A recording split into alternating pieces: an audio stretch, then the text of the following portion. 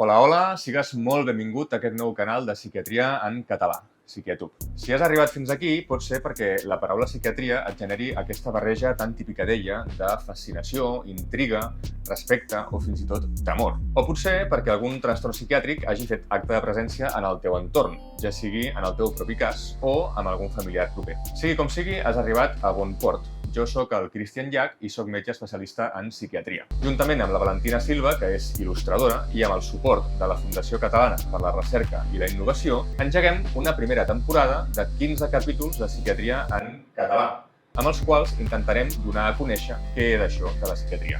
Abans que res, una petita advertència. Aquí no parlarem de tractaments màgics, innovadors o superrevolucionaris. I tampoc parlarem de casos clínics d'assassinats, crims o de psicopatia a lo Mindhunter. Do you think so? Sinó que ens enfocarem a estudiar l'estructura de la psiquiatria i la concepció que tenim avui dia dels trastorns mentals. D'aquesta manera, avui en primer lloc veurem com diagnostiquem i quines guies clíniques diagnòstiques utilitzem. En el segon capítol veurem una mica de la història de la disciplina. En el tercer capítol veurem les bases neurobiològiques del bon i mal funcionament del cervell.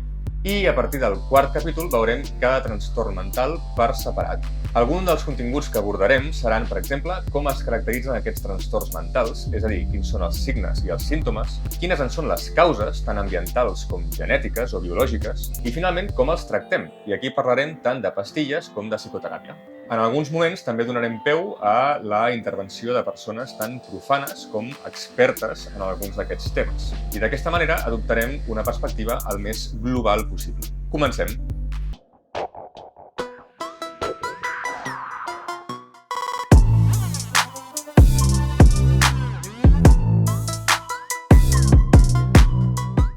I comencem pel principi. Sobre la pregunta de què és la psiquiatria o de què se n'ocupa, se n'han escrit autèntics rius de tinta. La paraula psiquiatria està formada per als termes grecs psique, ànima, i iatreia, curació.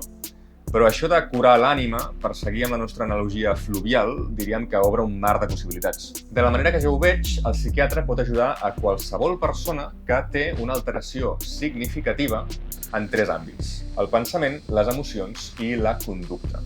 I que aquesta alteració interfereixi en el seu funcionament habitual, és a dir, la manera com es relaciona amb altres persones, com treballa o fins i tot com gaudeix de l'oci. Bé, i sé que segueixo sense concretar massa en aquest moment quan parlo així en general de pensaments, emocions i conductes. Però és quelcom que anirem repetint al llarg dels capítols i crec que s'anirà entenent millor. Globalment, la visita al psiquiatre està especialment justificada quan aquestes alteracions encaixen en un tipus de patró concret, que s'assembla a algun dels trastorns mentals que coneixem, que en realitat s'haurien de dir trastorns cerebrals. Aquests trastorns mentals a la vegada sabem que són fruit d'alteracions neurobiològiques determinades, encara que avui dia actualment no en coneguem les causes al 100%. Si no, estaríem parlant de malalties i no de trastorns. Però bé, alguns d'aquests trastorns que anirem veient són, per exemple, l'esquizofrènia, la depressió major, el trastorn bipolar o el trastorn obsessiu-compulsiu. I ara, com diagnostiquem en psiquiatria? Doncs la resposta és el 99% de les vegades mitjançant l'entrevista clínica, l'intercanvi de paraules entre psiquiatre i pacient. Això contrasta moltíssim amb altres especialitats mèdiques, com per exemple la cardiologia o la neurologia, en les quals les proves complementàries, com les analítiques de sang, o les proves d'imatge com el TAC o la ressonància magnètica, són fonamentals per afinar el diagnòstic final.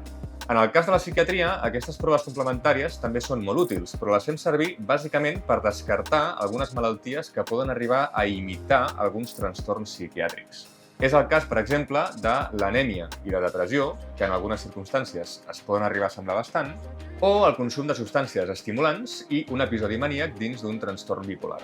L'entrevista clínica normalment comença amb preguntes molt obertes, molt generals, i a poc, el professional de la salut mental la va tancant en funció del que sospiti amb preguntes més específiques. Sigui com sigui, l'objectiu és identificar i entendre quins són els símptomes, és a dir, aquelles coses que ens explica el pacient però que no podem arribar a mesurar de manera objectiva, com el dolor o la tristesa, i quins són els signes, és a dir, aquells paràmetres que sí que podem calcular de manera quantitativa, com la freqüència cardíaca, la pal·lidesa de la pell o el ritme de paraules per segon. Les possibles combinacions de símptomes i signes s'agrupen en síndromes, que són com grans famílies de problemes. Dos exemples són el síndrome ansiós i el síndrome depressiu. Si tenim prou temps i informació, cosa que a vegades necessita diverses sessions i que difícilment tindrem amb una visita a urgències, podem afinar una mica més i diagnosticar trastorns específics, com el trastorn depressiu major o el trastorn bipolar de tipus 2.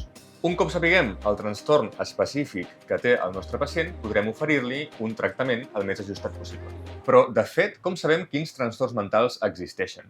De sistemes classificatoris n'hi ha moltíssims, però avui dia la majoria de psiquiatres segueixen fonamentalment dos. En primer lloc tenim el DSM, o Manual Diagnòstic i Estadístic. Aquest és publicat per l'Associació Americana de Psiquiatria i actualment va per la 5a edició. En segon lloc tenim la ICD, o Classificació Internacional de Malalties, que publica la Organització Mundial de la Salut, o la OMS, i que actualment van per la 10a edició. Com que al cap i a la fi estem organitzant trastorns i no malalties, és a dir, no coneixem al 100% els mecanismes fisiopatològics que ens porten a ells, i com també les dues societats estan conformades per diferents grups d'experts, resulta que els criteris de les guies per diagnosticar els trastorns poden variar lleugerament, i això pot portar a confusió. Sota el meu punt de vista, el DSM és el que està una mica més arrelat al nostre inconscient diagnosticador. I és per això que al llarg dels següents capítols anirem veient algunes de les 157 patologies psiquiàtriques que proposa a la guia. Per anar acabant, m'agradaria remarcar que és imprescindible que pacient i psiquiatre de manera conjunta explorin quin és el trastorn mental que es troba a l'arrel dels seus problemes. Per exemple, un dels motius de consulta inicial més freqüents és la tristesa. El que no podem fer en aquest punt és treure l'antidepressiu a la primera de canvi. Hem de seguir explorant. Pot ser que aquesta persona estigui trista perquè està aïllada del seu entorn. Però un cop més, per què aquesta persona està aïllada? Pot ser que tingui una por irracional a ser avaluada i jutjada per les seves amistats, és a dir, que tingui una fòbia social. També pot ser que tingui por de que altres persones la contaminin d'alguna manera, és a dir, que tingui un trastorn obsessiu-compulsiu. També pot passar que tingui por que les seves amistats vegin que no menja res quan queda amb elles. Estaríem parlant llavors d'una anorèxia nerviosa. O en alguns altres casos també es pot sospitar que alguna persona està intentant enverinar el menjar. En aquest cas, estaríem parlant d'una esquizofrènia. Navegar per aquesta sopa de trastorns és el que diem fer un diagnòstic diferencial i és una de les principals feines dels professionals de la salut mental. Tot això és el que anirem veient a poc al llarg dels següents capítols. Bé, en aquest primer capítol hem presentat el nostre canal de Psiquiatu i hem fet uns primers passos veient de què s'ocupa la psiquiatria i com fem un diagnòstic. Però per entendre què fem, primer hem de saber d'on venim. I per això, en el següent capítol, veurem una miqueta de la història de la psiquiatria i dels trastorns mentals. Podeu deixar comentaris, suggerències o preguntes aquí sota. Ens veurem la setmana que ve.